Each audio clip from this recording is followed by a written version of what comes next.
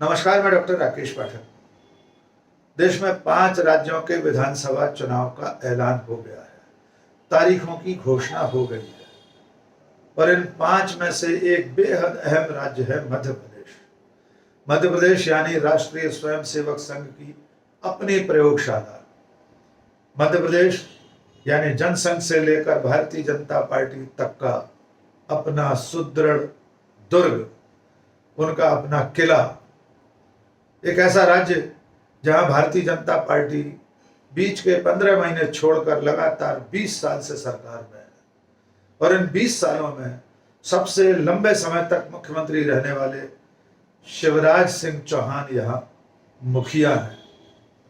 लेकिन यही मध्य प्रदेश प्रधानमंत्री नरेंद्र मोदी और अमित शाह के लिए टेढ़ी खीर बनता जा रहा है।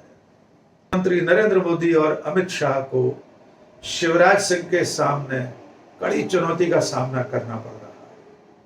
जी हां, बिल्कुल आपने ठीक सुना। बीजेपी इस वक्त जितना कांग्रेस से मिली हुई चुनौती का सामना कर रही है, उससे ज्यादा उसे अपने इस छत्रप यानी शिवराज सिंह चौहान से नरेंद्र मोदी और अमित शाह को चुनौती दिखाई दे रही है।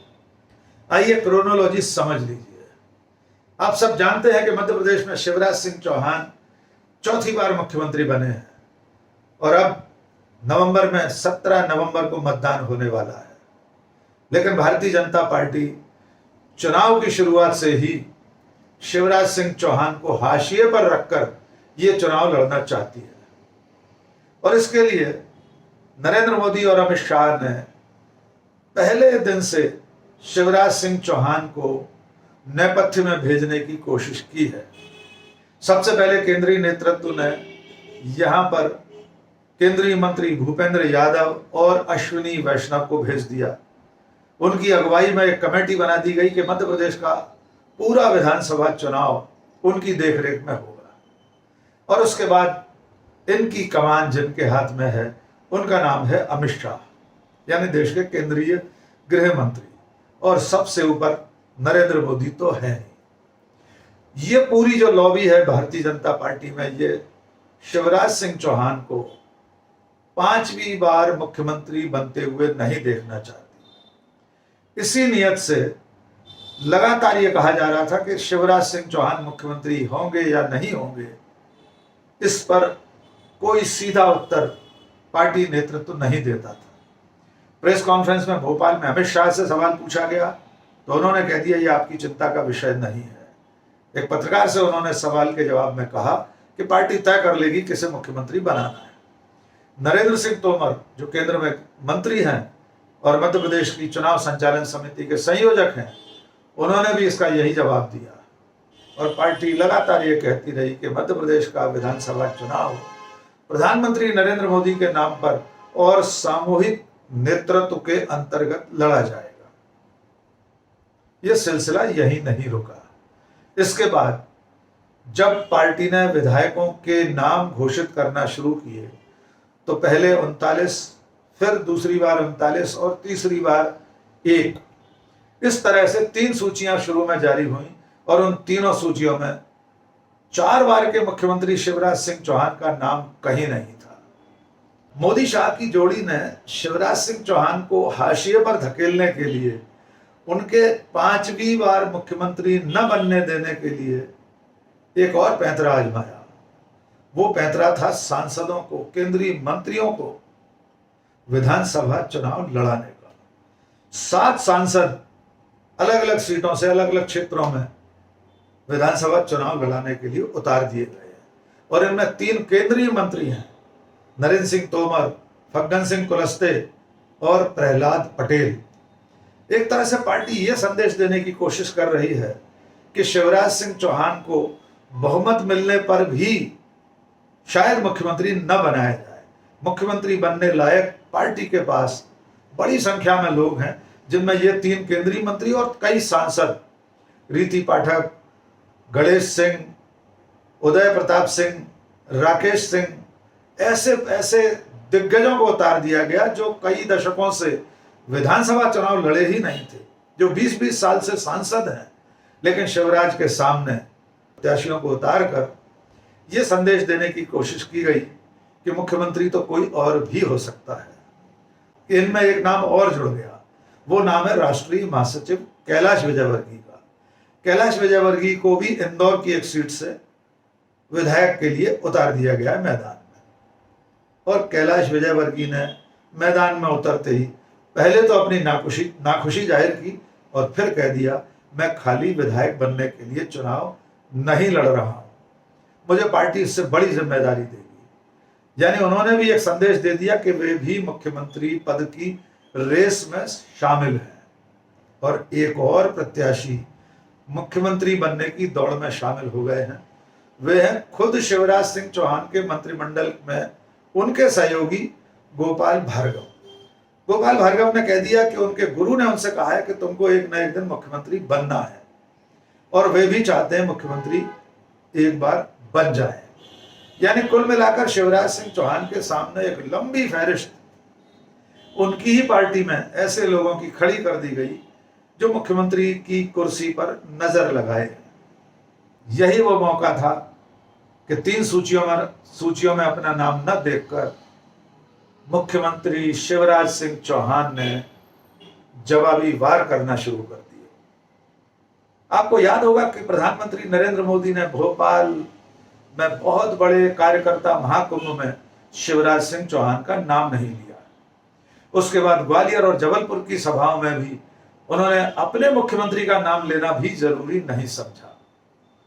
तब शिवराज सिंह चौहान जवाबी मुकाबले में उतर आए।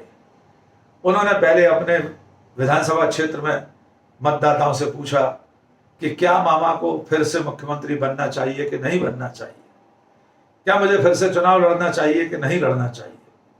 उसके बाद उन्होंने जबलपुर की सभा में पूछा कि मामा अच्छा काम कर रहा है कि नहीं, मामा को फिर से मुख्यमंत्री बनना चाहिए कि नहीं। और सबसे खतरनाक सवाल जो शिवराज सिंह चौहान ने पूछा वो ये था कि उन्होंने प्रधानमंत्री नरेंद्र मोदी की मौजूदगी में सीधा सवाल पूछ लिया कि नरेंद्र मोदी जी को फिर से प्रधानमंत्री बनना चाहिए कि नहीं बनना चाहिए। यह सवाल बेहद गंभीर सवाल था, क्योंकि भारतीय जनता पार्टी में कोई यह कल्पना भी नहीं कर सकता कि नरेंद्र मोदी 2024 में प्रधानमंत्री नहीं बनेंगे। स्वयं प्रधानमंत्री लाल किले की प्राचीर से 15 अगस्त को कह चुके हैं कि अगली बार भी वे ही 15 अगस्त को लाल किले की प्राचीर से देश को संबोधित करेंगे। ऐसे में शिवराज सिंह चौहान का जनता से यह पूछना मोदी जी को फिर से पीएम बनना चाहिए कि नहीं, यह बेहद तीखा प्रत्युत्तर था। और उसके बाद बीजेपी की जो चौथी सूची जारी हुई है उसमें शिवराज सिंह चौहान का नाम उनके अपने पसंदीदा विधानसभा क्षेत्र बुधनी से ही घोषित कर दिया गया है। मजेदार बात यह है कि जब चुनाव शुरू हुआ था तो इस तरह की अटकलें बीजेपी के भीतर से ही, भाजपा के गलियारों से ही फैलाई जा रही थी कि इस बार मध्य प्रदेश में मोदी शाह गुजरात फार्मूला लागू करेंगे। गुजरात फार्मूला यानी बड़ी संख्या में लोगों के टिकट काटना। आपको याद होगा कि पिछले साल गुजरात के विधानसभा चुनाव में मुख्यमंत्री विजय रूपाणी, उप मुख्यमंत्री नितिन पटेल और 1 दर्जन और 8 मंत्रियों के टिकट काटे गए थे। 38 विधायकों के टिकट भी भारतीय जनता पार्टी ने बदल दिए थे। यानी जो गुजरात फार्मूला गुजरात में सफल रहा उसे मध्य प्रदेश में अमित शाह और नरेंद्र मोदी लागू करना चाहते थे। इसकी आहट पाकर ही, इसकी पदचाप सुनकर ही शिवराज सिंह चौहान ने कड़े संदेश देना शुरू किए दिल्ली को।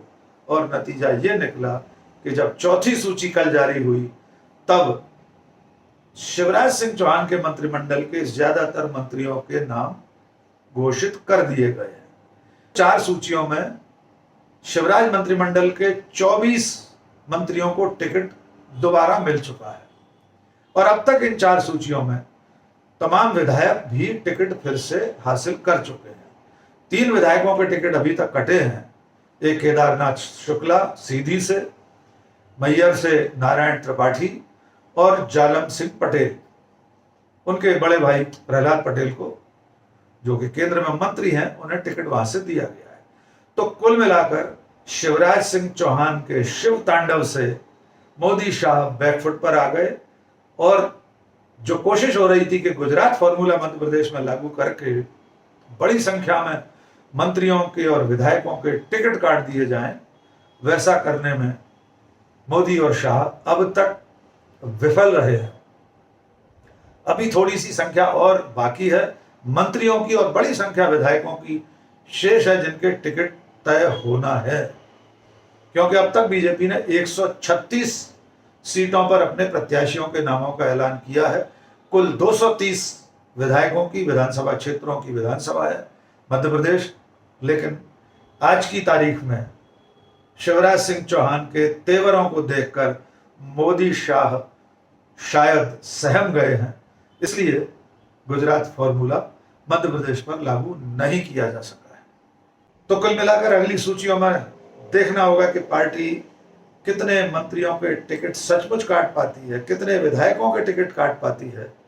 लेकिन फिलहाल इस चौथी सूची को देखकर यह कहा जा सकता है कि शिवराज सिंह चौहान के तेवरों से नरेंद्र मोदी और अमित शाह फिलहाल बैकफुट पर दिखाई दे रहे हैं। और आखिर में एक छोटी सी अपील कि अगर आपने हमारा चैनल अब तक सब्सक्राइब नहीं किया है तो फौरन सब्सक्राइब कर लीजिए। कमेंट करके बताइए ये वीडियो आपको कैसा लगा, दोस्तों और शुभचिंतकों के बीच में साझा कीजिए। आज बस इतना ही। बहुत बहुत शुक्रिया। जय हिंद।